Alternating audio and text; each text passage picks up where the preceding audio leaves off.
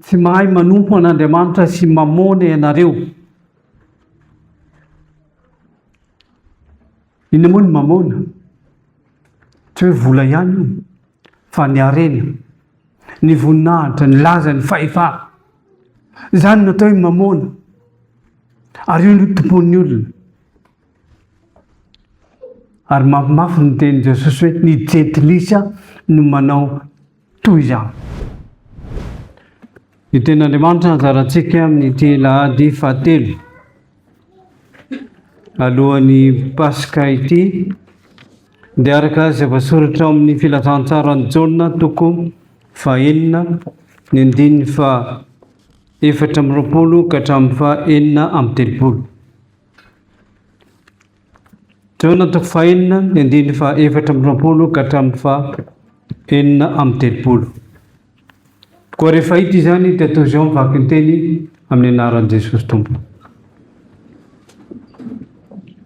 Koa nohon'ny hitan'ny vahoaka fa tsy teo Jesosy na ny mpianany dia niondrana an-trano kely izy ka nakany Kapernona hitady an Jesosy. Ary rehefa nahita azy teny ampitan-dranomasina izy dia hoy izy taminy: Rabi ô, oviana ny tonga teto ianao? Jesosy namaly azy hoe: lazaiko aminareo marina dia marina tokoa, mitady ahy ianareo nefa tsy noho ny nahitanareo famantarana fa noho ny naninareo ny mofo kavoky. Aza miasa azo hanina mety ho leviny, fa ny hanina izay maharitra fiainana mandrakizay izay omeny ny zanak'olona anareo. Fa izy no nasian'Andriamanitra ray tombo-kase. Dia hoy izy ireo taminy: inona nataonay mba hiasanay ny asan'Andriamanitra?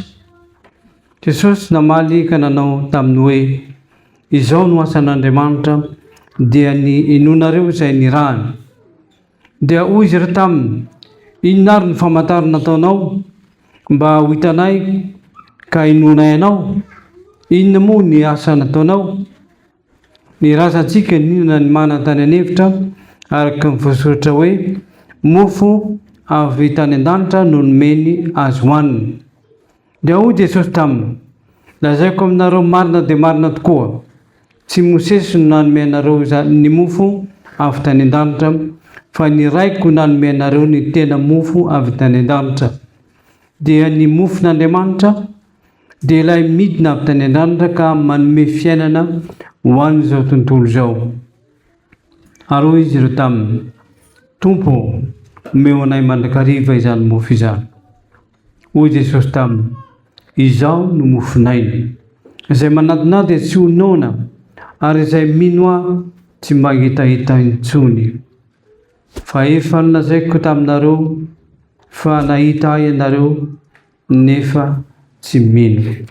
Ray masinao manamasinanay amin'ny fahamarinana, ny teninao ny fahamarinana.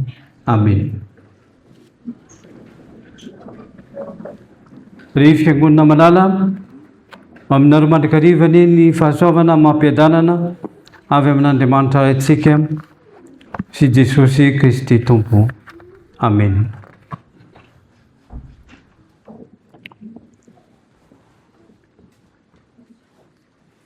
Ny lohahevitra lehibe amin'ity Jaona toko fahaenina manontolo ity dia ny filazan'i Jesosy na ny fanambaran'i Jesosy hoe: izao no mofonaina. Misongadina ao anatin'izao teksta izao zavatra anankiroa. Dia ny mofo fototry ny iveloman'ny olona araky ny nofo. Ary ny faharoa dia ilay mofo iveloman'ny fototry iveloman'ny olona araky ny fanahy. Izany hoe araky ny mahatena amin'ny fahafenoana amin'ny maha-olona tena saina fanahy.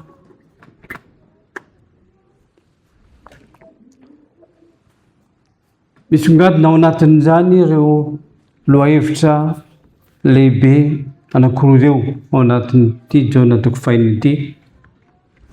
Ny voalohany dia ny hoe ny mofo araky ny nofo zany.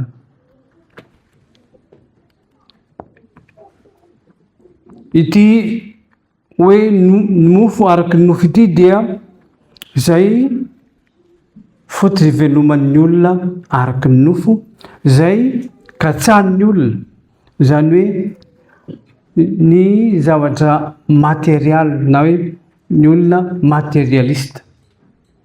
Io no ambarany eto hoe mitady hanina mety ho levina, eo amin'ny 7:20. Mitady hanina mety ho levina. Ary io nefa ny tena katsahan'ny olona araky ny nofo.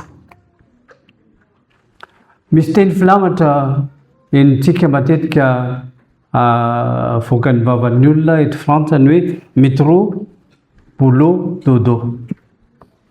Izay ny fiainana, métro, boulot, dodo. Tsy ratsy ho azy zany, fa ny mampalahelo dia izao: latsaka mifandriky ny devoly sy satanany maro, manompo mamona, any manompo areny,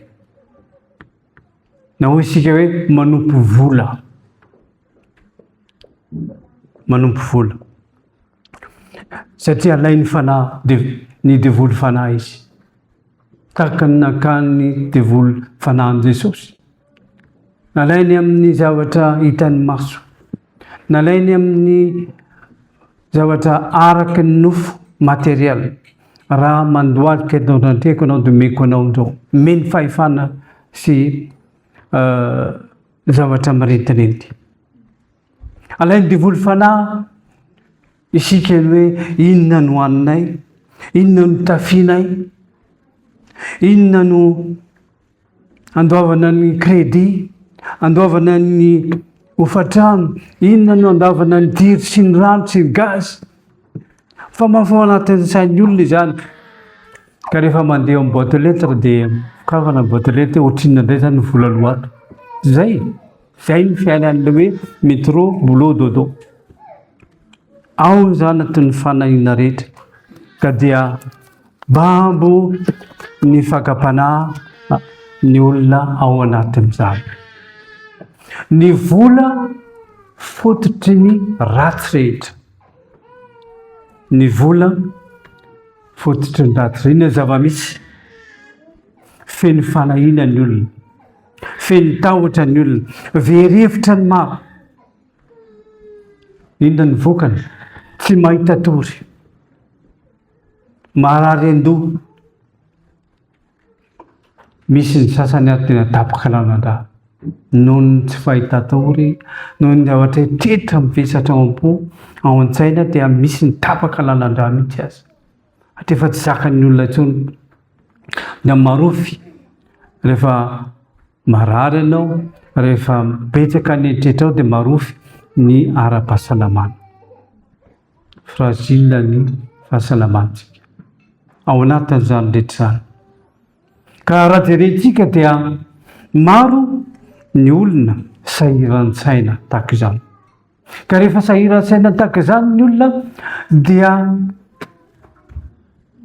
na ao amin'ny ankonany izy, na eo amin'ny tokantranony izy dia lasa kiriana, lasa kizitina, lasa menomenona lava, tsisy fiainana ao amin'ny tokantrano, ary dia mametsinana an'Andriamanitra azy.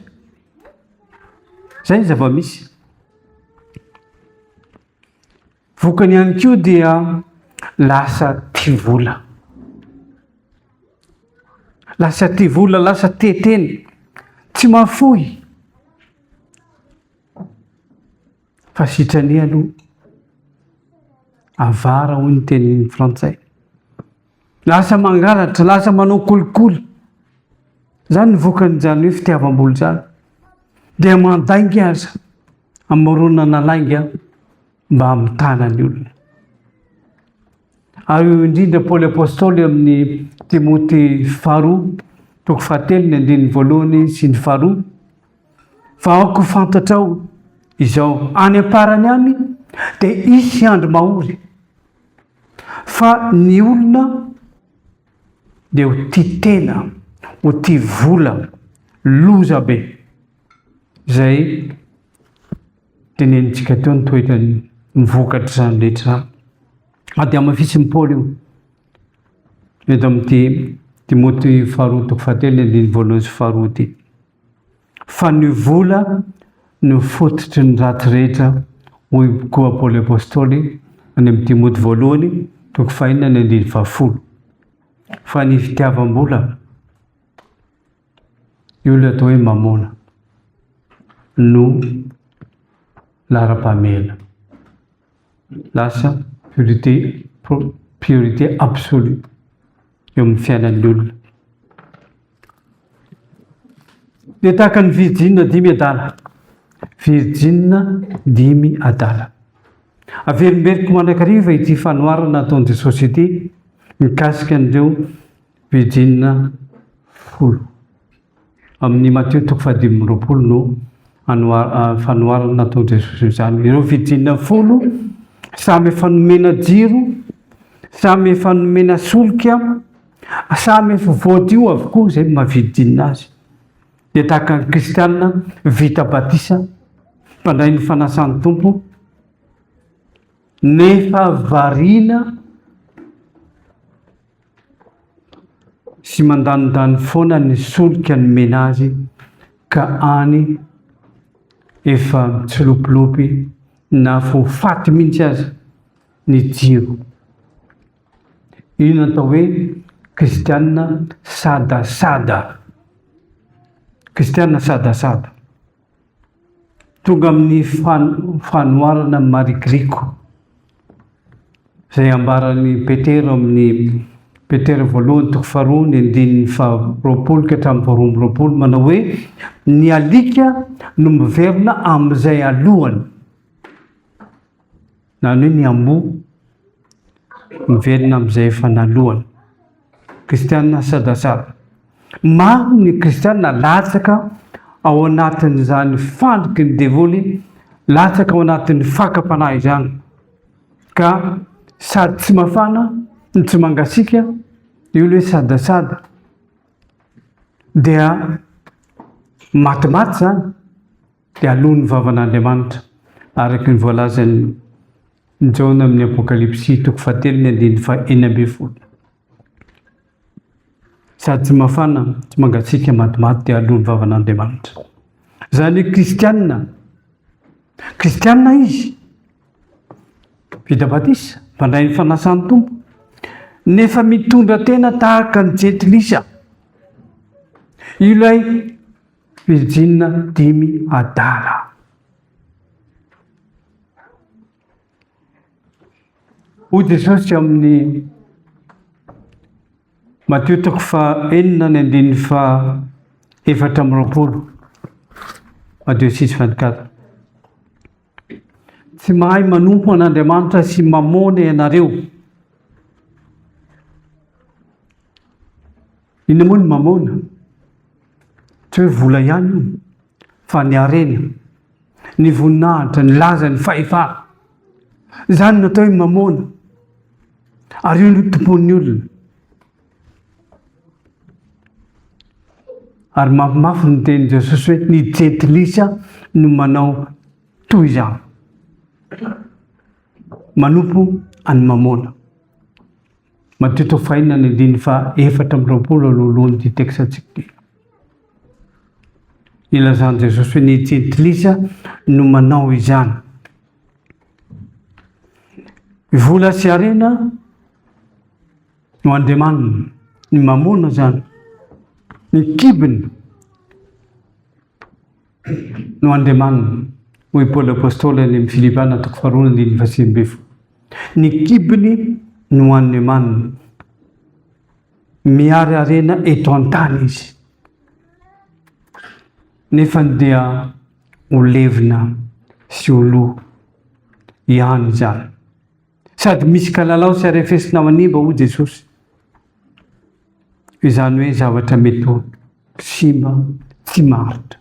Kanefa n'izany no ataon'ny olona lara-pamela. Priorité absolue.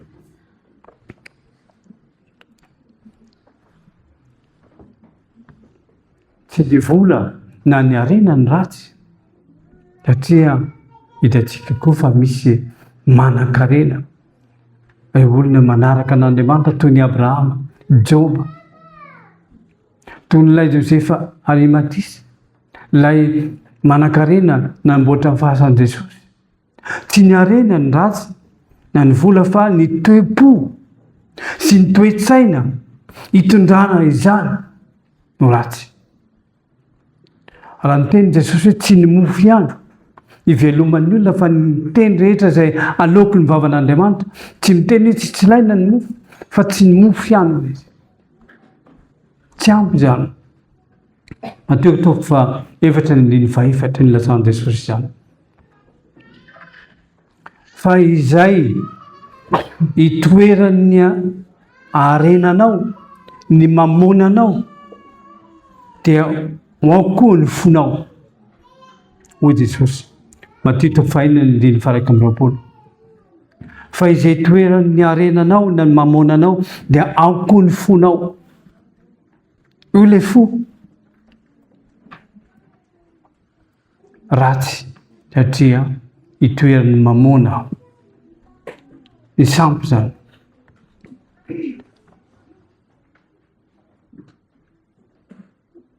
Jesosy no mofinaina. Dia mampitanina antsika Jesosy, tsika kristianina, mitandremy ianareo ka miarovan-tena amin'ny fitiavan-karena. Teny Jesosy zany amin'ny Luka 12:15. Mitandremy ianareo ka miarovan-tena amin'ny fitiavan-karena. Fa miariarena ho anareo any an-danitra amin'izany. Dia katsao aloha ny fanjakan'Andriamanitra sy ny fahamarinana dia anampy ho anareo izany rehetra izany. Mateo 5:17. Teny Jesosy izany. Ny tena arena io no katsao. Ny dikany hoe katsao amin'ny teny fototra Grika dia mitady fatratra, tsy tapaka, mitady tsy tapaka, manao azy ho lara-pahameana. Teny malaza izy io. Manao izany ho lara-pahameana. Ampadiny tena anao Jesosy androany. Iny no mameno ny fonao, mamona s'Andriamanitra. Iza na inona no ametranao fitokisana manoloana ny tabataban'izao tontolo izao. Fitavana ny mamona sa hitoky amin'Andriamanitra. Inona no feno fonao? Inona no lara-pahamena eo amin'ny fiainanao? Mamona s'Andriamanitra. Tsarao fa tsy fomba an'Andriamanitra no manery ny olona. Tsy fomba an'Andriamanitra izany. Mame safidy hatrany hatrany Andriamanitra. Manaja ny safidiko sy safidinao Andriamanitra. Mame safidy izy. Kanefa dia manoro hevitra anao, manoro lalana anao. Katsao aloha ny fanjakan'Andriamanitra. Katsao ny anina izay maharitra ho fiainana marak'izay izay omeny ny zanak'olona anareo ho Jesosy. Ao amin'ity teksta anjarantsika 5:7. Ny olona mandray an'i Jesosy, mino sy manompo azy, manaiky azy ho tompo sy mpamonjy, tsy mba maty antoka. I olona izay Jesosy hoe tsy ho nona izy ary tsy sangetaeta intsony izy. Ny 5:3. Tsy ho nona, tsy hangetaeta intsony. Jesosy ny tena mofinaina. Ny fanontaniana ary mipetraka aminao androany. Ampy ho anao ve Jesosy? ampy ho anao ve Jesosy. Amaranako azy dia mangataka aho mba havelona fisena kely ilay 479 dia rahantsika mamaky. Vakina fa tsy ranako. Andriamanitra rehefa miditsika dia mira. Fa rehefa mamaky dia miditra kokoa izy anjeren'ny maso. Rahantsika mamaky io tononkira-panahy. Ary veriko fa ny olona namorona ny tery ity dia ny aingam-panahy avy amin'ity teny anjarantsika ity androany izy. Andininy voalohany rahantsika mamaky ny anaran'i Jesosy Tompo. Jesosy no anjara soa izay mahafa-po tokoa. Soa tsy manam-paharoa. Ay Jesosy ampy izay. Ay Jesosy hatrety. Ay Jesosy hatrary. Jesosy zokity mandrakizay dori. Diny faharoa. Vola sy harena be maro tokoa ane nefa mamiko ny hoe ay Jesosy ampy izay. Ay Jesosy hatrety. Ay Jesosy hatrary. Ay Jesosy zokity mandrakizay dori. Fahefana laza soa mahafatifaty koa nefa izao ny tena soa. Ampy Jesosy ampy izay. Jesosy ty. Ay Jesosy hatrary. Ay Jesosy zokity mandrakizay dori. Diny fadimy. Efatra. Eny izao rehetra izao tsy hamozoko manao fa Jesosy izay tsy mandao. Ay Jesosy ampy izay. Ay Jesosy hatrety. Ay Jesosy hatrary. Ay Jesosy zokity mandrakizay dori. Jesosy aina hery-zo. Jesosy lova tsy mety lo. Jesosy fiainam-po. Ay Jesosy ampy izay. Ay Jesosy hatrety. Ay Jesosy hatrary. Ay Jesosy zokity mandrakizay dori. Amen.